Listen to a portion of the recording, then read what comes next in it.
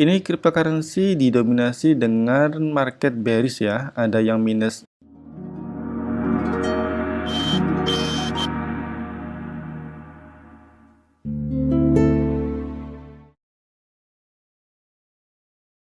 Hai bro, sebelum lanjut videonya jangan lupa klik tombol subscribe dan aktifkan loncengnya agar kalian tak ketinggalan update konten terbaru dan berkesempatan untuk mendapatkan hadiah giveaway 1500 koin Zilliqa yang sedang Duta Kripto adakan.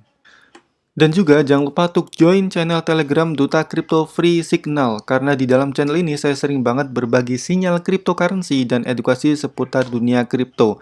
Dan untuk join channel ini 100% gratis tanpa biaya sepeser pun.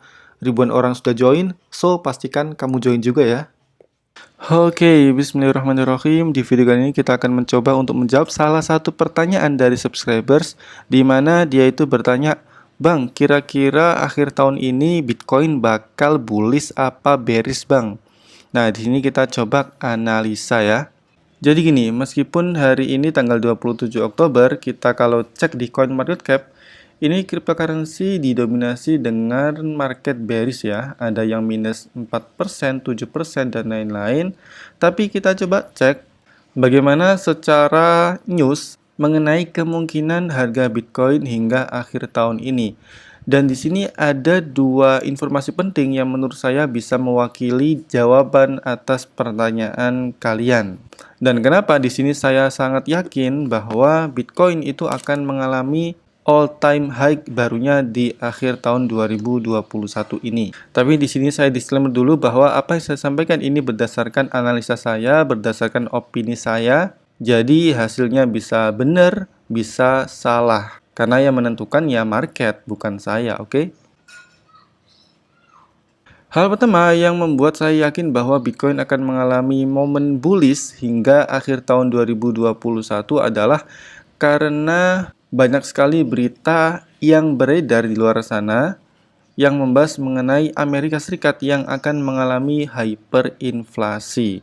Jadi hyperinflasi itu merupakan keadaan di mana nilai mata uang dolar itu mengalami penurunan nilai yang signifikan dan sulit untuk dikendalikan. Nah, bagi kalian yang belum paham, inflasi itu apa sih? Jadi inflasi itu adalah penurunan nilai dari suatu mata uang. Semisal nih, kalau biasanya 10 dolar di Amerika itu bisa beli 10 macam makanan. Nah, ketika terjadi hyperinflasi, itu bisa aja 10 dolar yang sebelumnya bisa digunakan untuk membeli 10 makanan, itu hanya bisa beli 5 makanan. Itu yang disebut sebagai hyperinflasi, di mana nilai dari suatu mata uang itu turun secara signifikan dan itu susah banget untuk dikendalikan. Sehingga harga makanan pokok, kemudian produk apapun itu akan mengalami kenaikan harga. Dan menurut saya ini merupakan suatu hal yang positif ya jika kita lihat dari segi dunia kriptonya. Karena cryptocurrency itu sejatinya ada untuk melawan yang namanya inflasi. Makanya cryptocurrency itu disebut sebagai aset deflasi, yang merupakan kebalikan dari inflasi. Jadi seperti Bitcoin, Ethereum, dan cryptocurrency yang lainnya, itu dianggap sebagai aset yang mampu menjaga kekayaan dari yang namanya penurunan nilai atau yang biasa disebut sebagai inflasi. Dan ini kita coba buka salah satu artikel yang membahas mengenai hyperinflasi Amerika ya. Laju inflasi di Amerika disebut berpotensi mengalami hyperinflasi. Situasi ini secara umum bakal meningkatkan harga-harga barang. Nah, ini kembali lagi ya. Jadi harga-harga barang itu akan naik. Nah, karena harga barang naik, maka secara otomatis itu berkaitan erat dengan turunnya nilai dari suatu mata uang, termasuk komoditas yang diekspor ke sejumlah negara termasuk Indonesia.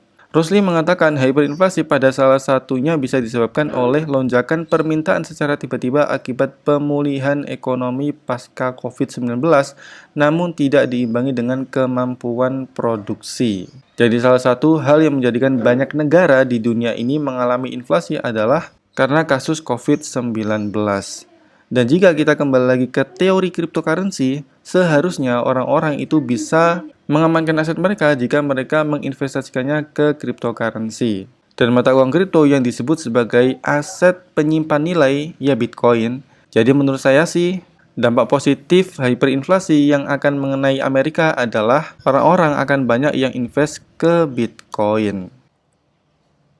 Alasan kedua kenapa Bitcoin menurut saya itu akan mengalami momen bullish hingga akhir tahun 2021 adalah karena ETF Bitcoin atau Exchange Trade Fund Bitcoin. Jadi bagi kalian yang belum tahu, salah satu hal yang menjadikan Bitcoin kemarin sempat menyentuh all-time high barunya adalah karena ETF ini. Nah, ETF Bitcoin sebelumnya itu dibuka oleh perusahaan yang namanya ProShares. Jadi secara histori, ETF Bitcoin itu memberikan dampak positif pada kenaikan Bitcoin itu. Dan secara bahasa gampangnya, mungkin kalian belum tahu ya, ETF Bitcoin adalah posisi di mana orang itu bisa berinvestasi ke Bitcoin tanpa perlu masuk ke marketnya. Jadi melalui perusahaan. Jadi orang-orang yang merasa nggak ada waktu, kemudian nggak ngerti alur kripto, nggak ngerti volatilitas dari Bitcoin, itu ya biasanya menggunakan ETF Bitcoin ini. Dan saya ulang lagi, berdasarkan histori, ETF Bitcoin itu memberikan dampak positif. Nah, apa kaitannya dengan bullish akhir tahun? Jadi gini, pada tanggal 26 bulan Desember nanti, itu akan muncul ticker baru untuk ETF Bitcoin.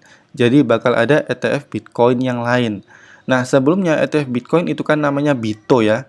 Jadi ETF Bitcoin yang diterbitkan oleh ProShare itu tickernya namanya BITO. Catat ya. Dan ETF Bitcoin yang akan muncul di bulan Desember nanti itu menggunakan ticker atau inisial XBTF. Jadi kalau kita bicara mengenai histori ETF sebelumnya, bisa dibilang bahwa di bulan Desember dengan adanya ETF baru, ini bisa memicu kenaikan harga dari Bitcoin itu sendiri. So, kalau menurut saya dengan adanya ETF ini, orang-orang itu lebih melek lah terhadap cryptocurrency. Terutama orang-orang yang sibuk, kemudian nggak ngerti dengan dunia kripto, tapi mereka ingin invest di kripto, itu bisa dipermudah dengan adanya ETF Bitcoin ini. Oke, jadi itu sih menurut saya alasan kenapa Bitcoin akan mengalami momen bullish hingga akhir tahun 2021. Tapi ya nggak naik terus chartnya ya, pasti ada momen koreksi, kemudian naik lagi, koreksi lagi, naik lagi, seperti itu ya kayak biasalah. Tapi yang pasti dengan adanya hyperinflasi Amerika Serikat dan juga ETF yang akan diperdagangkan mulai bulan Desember nanti, menurut saya sih ini bisa menjadi sentimen yang benar-benar positif bagi Bitcoin tahun ini. Oke ya, don't forget like, comment, share, and subscribe. See you!